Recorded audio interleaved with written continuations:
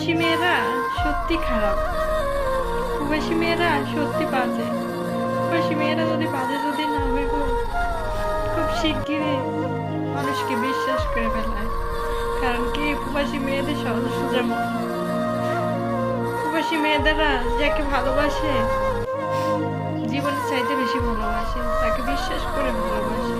সেই মানুষটা বিশ্বাসঘাতকতা করে 6-7 বছর রিলেশন রাখে, সেই মানুষটা যদি অন্য জায়গায় যদি যা বিয়ে করে, এর মতন কোনো প্রতারণা, এর মতন কোনো ধোঁকাবাজ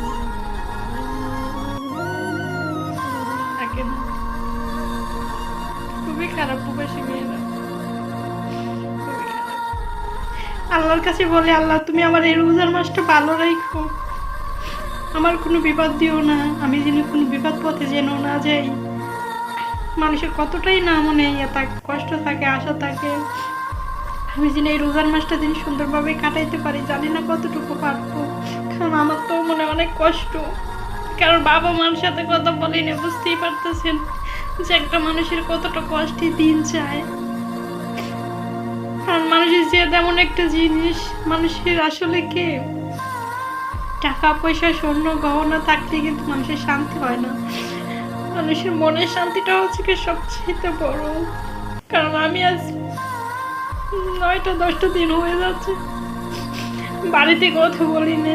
আমার যে কতটা কষ্ট হয়, আমি যত যাই বলি, যত যাই কথা বলি, যাই করি, আমার মনের যে কষ্ট, এই কষ্টটা তো আমার যাবে না। কারণ বাবা মা তো বাবা মাই, আমি তাদেরকে বলক করে দিয়েছি। আমার যে কত কষ্ট হয় আমি জানি। আল্লাহ যিনি আমার ধৈর্য শক্তি দেয়, এটাই আল্লাহর কাছে আমার চাওয়া। সবাই ভালো থাকবেন।